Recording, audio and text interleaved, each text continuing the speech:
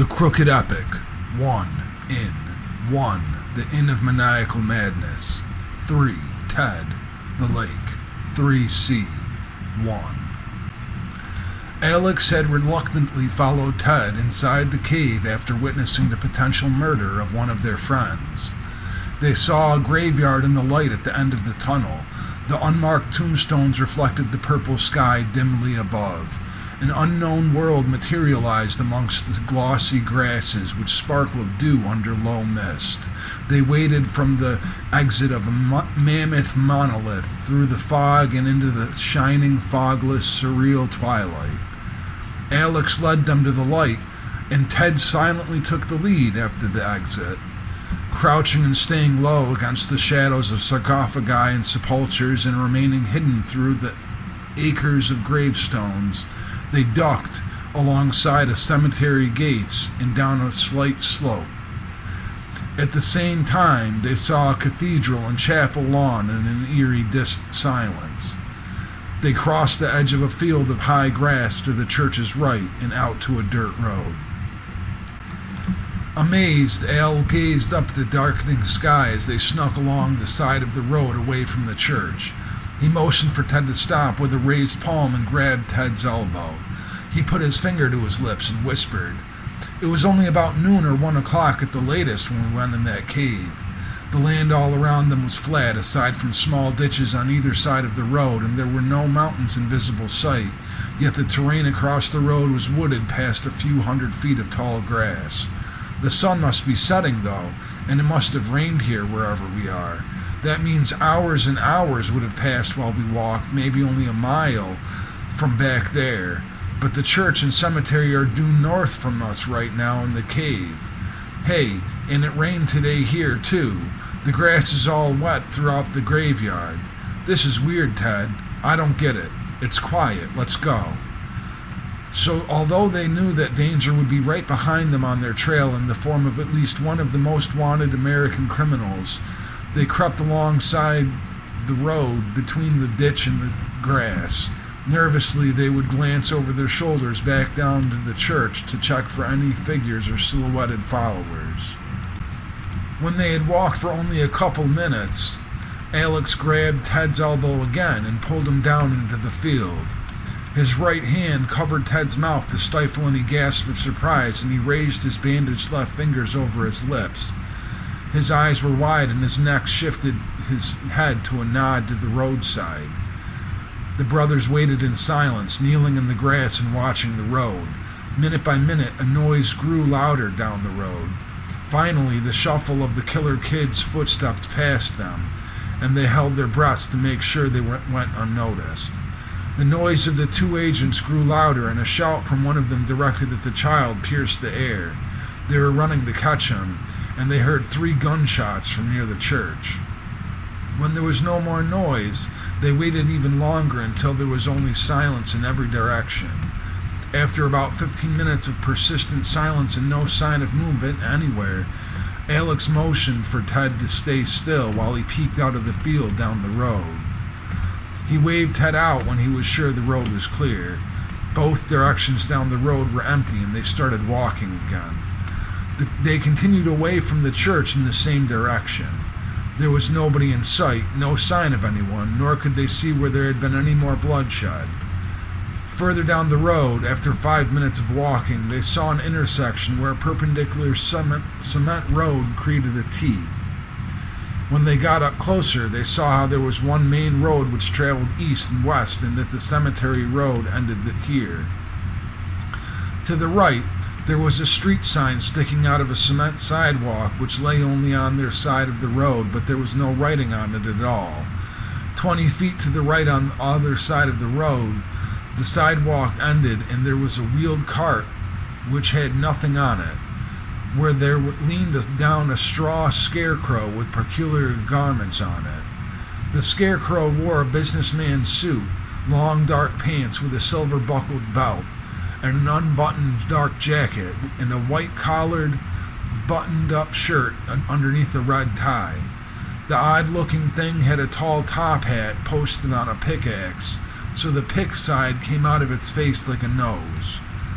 However, there were no crops anywhere to be seen, so the scarecrow was seemingly out of place. To the left, the east, there was a massive billboard on the other side, on which were written the names of the nearest towns and their populations.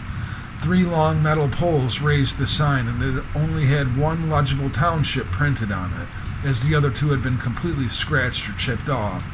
And under the population column, they were marked with number zeros with strikes through each of them also. The one under the name column left on the sign was Hob. Its population was only in a curiously handwritten symbol, 5 question marks. The other 2 seemed to be scribbled, Ob and Ob. The billboard was wooden and aged darkly with white writing and stood on the posts, 15 feet high off the ground above short and cropped grass just outside the line of forest parallel to the road they were on across from the church and cemetery. The forest grew thicker past the sign, and the cement sidewalk ended abruptly. Further down the road, half a mile, the woods seemed to push closer to the road sides until, in the distance of almost a mile, it swallowed the road in a darkening tunnel of trees. There was little time left for them to see with the sky's light. They continued east beyond the sign into the arching trees which covered the shadows. The sounds of the forest replaced the windy fields behind the boys as solemn quietude enclosed the road. They noticed familiar sounds of these woods, the brief chirps of the warblers and the finches and the clattering of squirrels. As the evening settled in against the treetops above, Ted saw how the same pines and maples, birches and oaks populated the woods here as in Weir. Eventually, the noise of the birds was hushed, and after over half an hour of walking, they were both getting fatigued. Alex absent-mindedly tugged at the slung canteen twice in the passage of 5 minutes before turning to Ted and halting march. They could see where it curved to the left a quarter mile down the road. Alex casually opened the top of the canteen and drank a couple of gulps of water before passing it. A whippoorwill swooped through lower branches to the left. They sped up and walked a different path to their trajectory of the swerving road ahead. Walking faster after approaching the bend, their fears were alleviated by the distractive sounds of flowing water nearby. Handing the canteen back to Ted, they were continuing onward when a deep growl to their immediate right broke the silence. The loud growling of an unseen Goliath bear hiding in the woods was enough to make the hair on their necks stand up. Alex's eyes grew wide as they edged to the left shoulder while walking in the same direction. Their short lifespans had not been long enough to introduce them to some of the more dangerous wildlife which existed even near the remote towns in New England, so it was an instinctive reaction alone.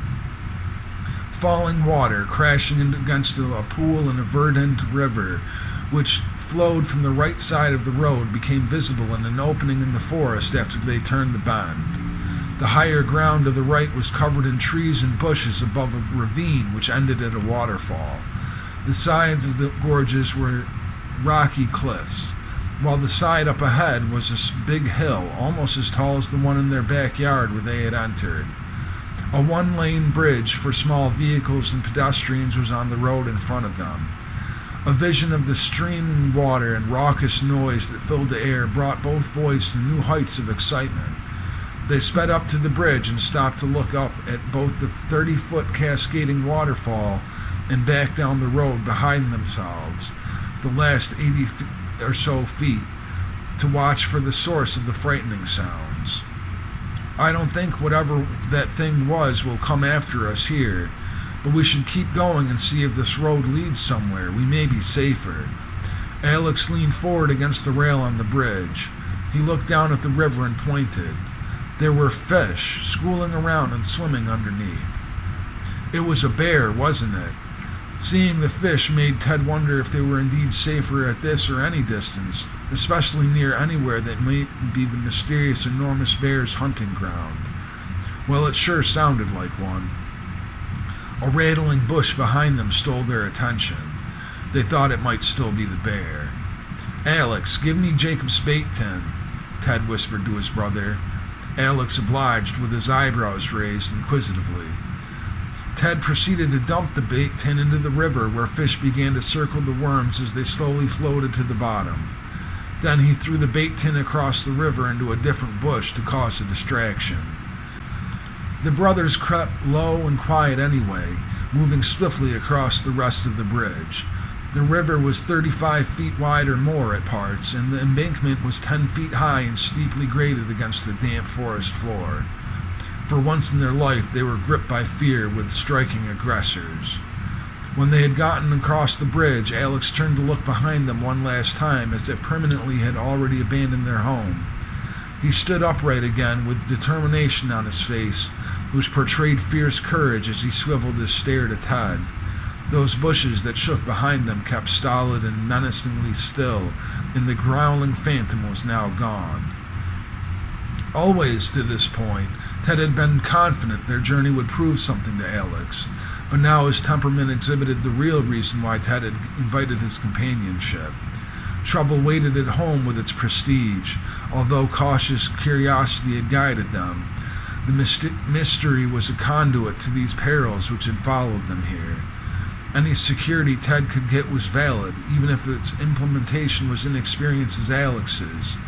The elapsed time it had taken them to get there was only an hour and a half from the lake where they began, yet the evening was getting darker already.